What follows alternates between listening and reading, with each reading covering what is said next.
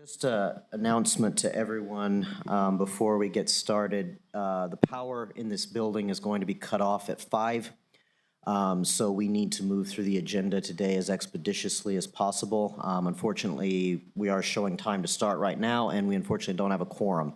So, but we need to, I hate to say, everyone, please limit your comments, but unless you want to be in here,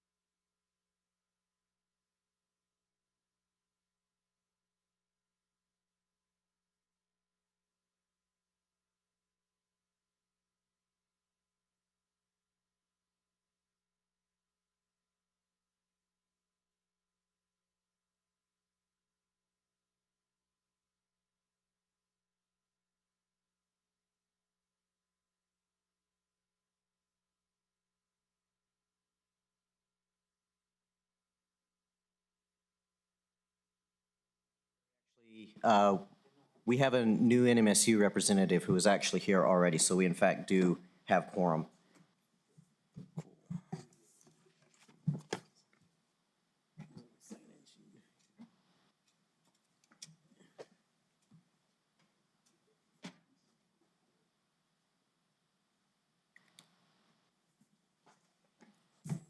Okay. It's 4:02. I'm Renee Molina. I'm going to call the MPO TAC meeting for June 6th to order. I'll start off with roll call to my left. Harold, please. Harold Love, New Mexico Department of Transportation.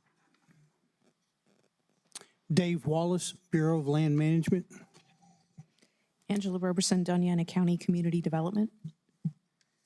Michael Garza, Doña County Flood Commission. David Weir, City of Las Cruces.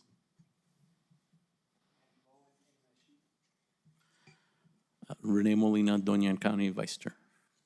And we have others that'll walk in, but in order to keep it moving, I'd like to move on to approval of the agenda. Are there any comments? Hearing and seeing none, move to approval of the minutes. We need to vote, Mr. Chair. Motion to approve the agenda as is. Second. Vote. I'm not going to do it. We don't usually do roll call, so you can just say all in favor, say aye. All in favor, say aye. Aye. Aye.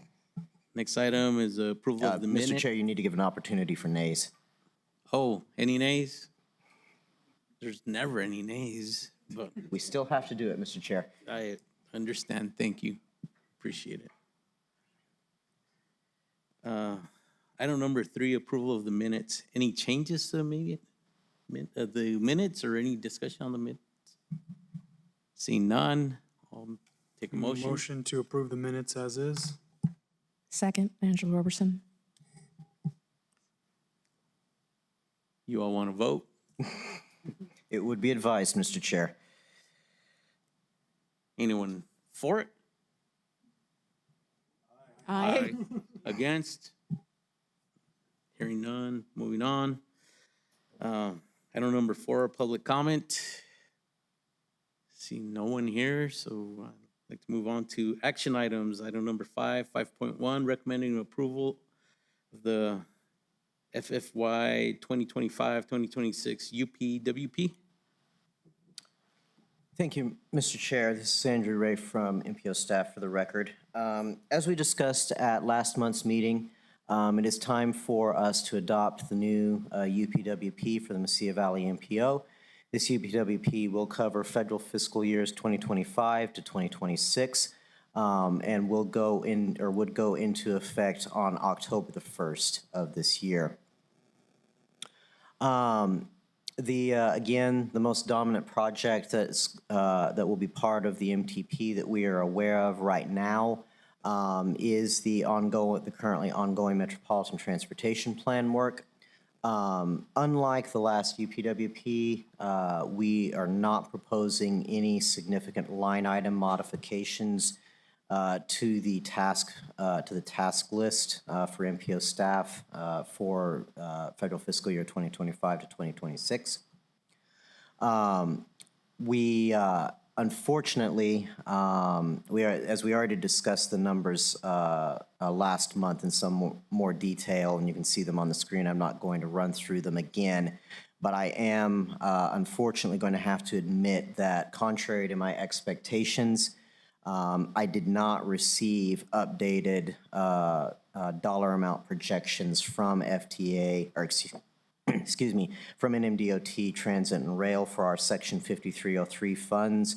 So what of necessity I have to do for this UPWP is to roll forward the federal fiscal 2024 dollar amounts that we currently have for this year, in anticipation that the dollar amounts will be amended after October the 1st. Again, for the FFY, we did project the same funding levels for federal fiscal year 2026 as we did for 2025. We have the projections for 2025, and that's what's included in the current draft. This is the standard practice to roll those dollar amounts forward with the assumption that they will be adjusted at the start of the new federal fiscal year. And that concludes my presentation, and I'll stand now for any questions. Any questions from MPO Tech members? Seeing none. Anyone want to make a motion recommending approval? Michael Garza, motion to approve the FFY 25-26 UPWP as presented. Ashley Curry, second. You want to do a different vote for this one?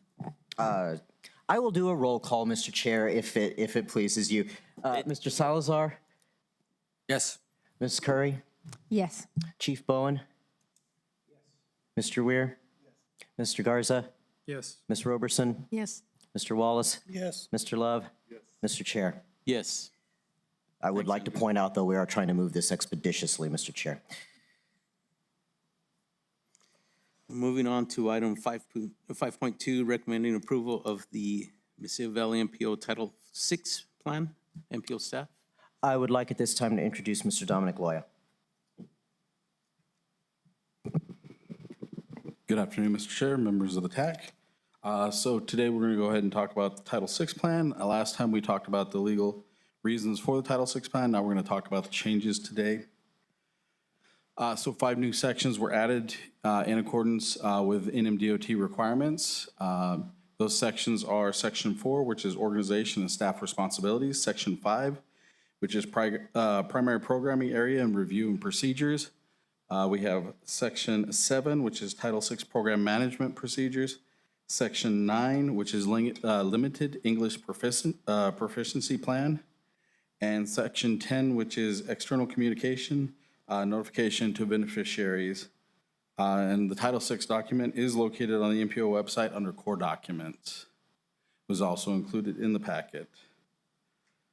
So for Section 4, it required an organizational overview, the Title VI coordinator responsibilities, development and implementation of the Title VI plan, ensure that all entities of the MPO area are compliant with the requirements, update the plan with changes, develop procedures for receiving, processing, investigating, and reporting complaints, and establish procedures for resolving deficiency status. Then the primary programs area and review. So there are 2 that the MPO is tasked with, which are planning and research. And it's basically to carry out the planning activities described in Section 23 of the Code of Federal Regulation 450. And basically the Mississippi Valley MPO complies with Title VI and the review procedures are found within the Title VI plan. And then under research, MPO staff works on projects with member jurisdictions within the confines of the UPWP. And then again, the compliance for Title VI, and then the review procedures are also found within the Title VI plan. So we have program management and procedures. So transportation planning process fully complies with requirements of Title VI. The operational policies and procedures to ensure Title VI, we review the operational policies and procedures to ensure Title VI compliance, monitor service equities of planning, data collection, and analysis for potential impacts on social, economic, and/or ethnic groups. Monitor compliance with limited English proficiency to improve and access comprehension of the transportation planning process for individuals comprising the limited English proficiency population. We do offer all documents in Spanish, which is the main limited English proficiency of the area. And then the limited English proficiency plan, it requires a 4-factor analysis, number or proportion of limited English proficiency individuals, frequency of contact with the program, nature and importance of the program, and resources available. And then external communications, we disseminate information via accessible printed and electronic media. The contents of the notification, the statement that the organization operates federal programs without regard to race, color, national origin, sex, age, or disability. It's on all of our agendas, as well as on the packets. We identify procedures to be followed by members of the public to request additional information regarding the organization's Title VI obligations. Again, is included on all agendas. And then we identify procedures to be followed by members of the public to file a discrimination complaint against the organization that is within the Title VI plan itself, as I said, in both English and Spanish. So the timeline for it was open for public comment. On May 21st, BPAC did recommend approval. Today it is before you, the TAC, for recommendation to the policy board. At the end of the day, we will close public comment on it, and it will go before the policy board as an action item on the 12th. And I will now stand for any comments or questions. Any comments or questions from TAC members? Seeing and hearing none. Looking for a recommendation for approval? Michael Garza, so moved. Harold Love, second. All in favor, please vote aye. Aye. Aye. Aye. Those against? Hearing none. Moving on to item 5.3, amendments to the FFY 2024-2029 Transportation Improvement Program. MPO staff. I will be handling this again, Mr. Chair. Thank you. Dominic Lloyd for MPO staff. So we did have 3 more amendments come through from NMDOT for this cycle of amendments. The first one will be LC 00550 for federal fiscal year 2024. As I said, this is lead agency is NMDOT. This is charging and fueling infrastructure grant program. It's a new project. So this is FY24 charging and fueling grant for $63,898,809 with public-private partnership of $16,985,759 for a total project amount of $80,884,568. The project will have no effect on the current performance measures. This is for 2 charging stations. One will be in Vado and one will be out in Lordsburg. And is the Mississippi Valley MPO is the closest MPO to Lordsburg. That is why it's included in our TIP.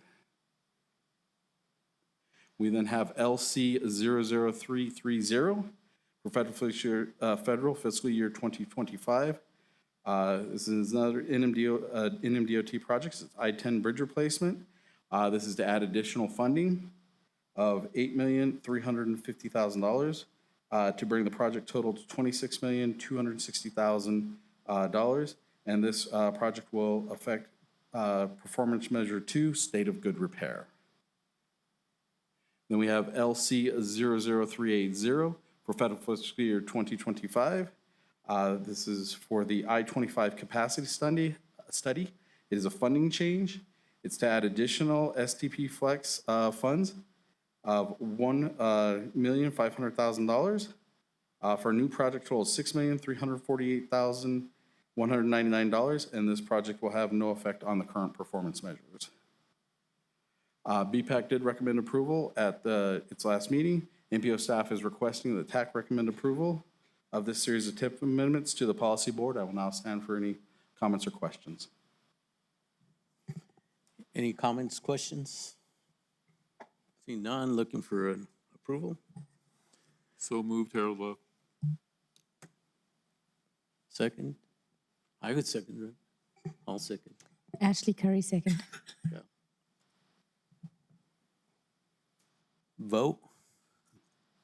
Aye. Those are- Aye. Aye. Any nays? Hearing none. Thank you. Moving on to item number 6, discussion items, specifically 6.1, traffic count basics presentation. Mr. Kyle Metzger will be giving this presentation, Mr. Chair. Thank you.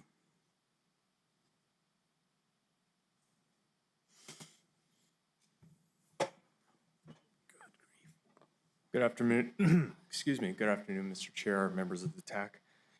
This is going to be a basic overview of the traffic counts program that we have going right now at the MPO. This is the area where everything is divided up into sections of roadway, which are counted using the equipment that I will describe here in just a moment within the MPO district. The traffic counts do have to be out for a minimum of 48 hours. We do tend to leave them out a little longer. Once the data is collected, we do send that up to Santa Fe, to the DOT. Data that's collected is the volume of traffic, the classifications of those traffic, and the speed at which they are traveling. We also collect information of seasonal and daily factors to figure out the AADT, which is the annual average daily travel. The equipment that we use right now are IRD boxes, which is the International Road Dynamics, Inc., and it is the mini TRS traffic recording systems box. It's pictured right here. When the traffic counts are collected, they are set up with using rubber tubes that range in distance or in length from 25 feet to 100 feet. They're separated by 10 feet. That is put into the traffic count boxes that let them know how far they are. That's how we are able to get classification and speed. And they are placed across both travel lanes and, if available, bike lanes. Once they have been collected for up to 48 hours or longer, they are downloaded in Office, and this is what the raw data will look like. This is what is actually sent up to the DOT. We also process them out so that they are a little easier to read. We provide this when people do want to know, both within the department itself and any outside requests of the traffic volumes that are going for certain road segments. Additionally, they will give us this nice graph here that'll let us know when the higher volume times are and when the lower volume times are, just for ease of reading. The breakdowns, as you can see here, are by the classes. They range from bicycle or motorcycle all the way up to double tractor trailers. They are noted by their silhouette right here in the board when we do download it and put it onto the document that we provide, and it will give that information. This information is what is typically entered into our traffic counts that are on the MPO website. As I said, the AADT, which is the annual average daily travel, is the number that we enter into the MPO website to show on the segment of roadway if the public does want to know. Additional information that's collected is if there are sidewalks in the segments that we are collecting on, as well as bike lanes. We actually have a 1 to 10 rating on both sidewalks, roadways, and the bike lanes. that we collect so that we know how much it is breaking down. Our breakdown is actually, excuse me again. Our breakdown is actually based off of this information right here, the surface defects, raveling, flushing, polishing, which is when we can start to see some of the rocks, if there's been puck marks made by high traveling, if there's actually rivets, or I'm sorry, not rivets, if there's actually ridges from the tires going over. Additionally, surface deformation, uprutting, distortion, cracks, potholes, and patches is all taken into consideration as well. Obviously, the more of any of these that we have, the lower the score that is for that roadway. A 10 would be a brand-new paved roadway. A 1, as you can see by the document here, is just this side of a dirt road. Again, traffic volume for ease, we do have the graph that shows it, so it can be quickly looked at, seeing when the higher volume traffic times are, as well as broken down into 15-minute intervals, letting us know how much is going through there. That time frame can be changed in our systems, but we collect it at 15 minutes for ease. AADDT comparisons showing Loman from Telshore to Nacho and University, Locust to Travis, which are similar roadways. It has a total traffic flow showing it much higher on University. And as you can see, that number does affect it on the side here. The seasonal factor and the daily factor is figured by an AADT formula that is already programmed into our spreadsheets. Excuse me. Taking a look at those to show it as an actual graph where it can be more easily read. You can see the difference between Loman, Telshore to Nacho, and University Locust to Travis. Speed data is additionally collected. It is processed separately, and it is put onto a different documentation showing how fast certain speeds are, how many of the vehicles are going, and what the sheer volume is. Additionally, this is updated depending on the roadway, since we do have roads that go from 25 miles all the way up to 75 miles an hour here in the MPO district. It will show the percentage of the speeding. This information is sometimes collected by law enforcement to know where they have to focus more heavily. Breakdown of the Solano speed, just showing two different segments of Solano for an idea of what the speed breakdowns actually look like. This is the information that would be typically looked at. And again, just the graph showing for ease of translation, showing the higher speeds and the higher rates during and what times they are. Data uses, the data uses is for the traffic flow maps, the model calibrations, the FHWA reporting, safety performance measures, as well as freight monitoring, ensuring that we do have large vehicles on the proper roadways. I will now stand for any questions or comments. Does anyone have any question or commentary? Seeing none, thank you. Thank you, for the Mr. Chair. information. Appreciate it. Moving on to item 7.1, that's committee and staff comments. City of Las Cruces. Mr. Chairman, I just wanted to announce that there will be a city council work session on June 24th at 1 p.m. City Hall. One of the discussion items will be the status of our Realize Las Cruces project. And if you're not familiar with that, that's the updating of the land development codes. So our zoning, our subdivision, and our design standards. There has already been one draft and a public review period, and so we're just going over that and proposed revisions, and I anticipate that public comment will be allowed, so just wanted to announce that. Doña County, I'll respond. Unless, Angela, you have something else? Nothing from community development, thank you. Michael? So Doña County Engineering and Roads is working on Elks Trail. It's between Doña School Road, north to Camino Real. The roadway is closed.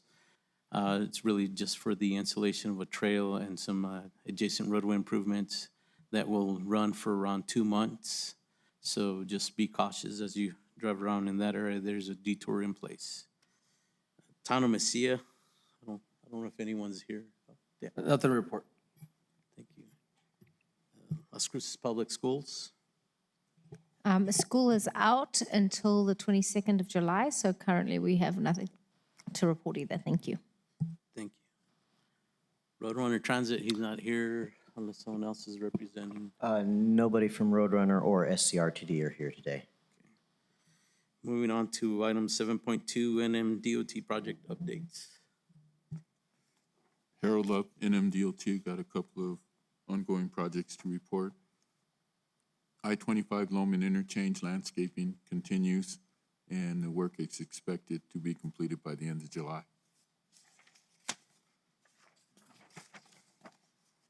US 70 Main Street between Solano and Travis, the work continues.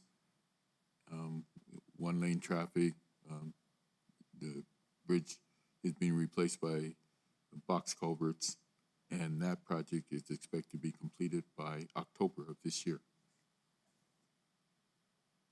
Let's see, US 70 between Del Rey and Nassau. Currently, the contractor's putting in, updating guardrail, but after they're done with that, they will be doing a mill and fill on the main line, and that project is expected to be completed by January of 2025.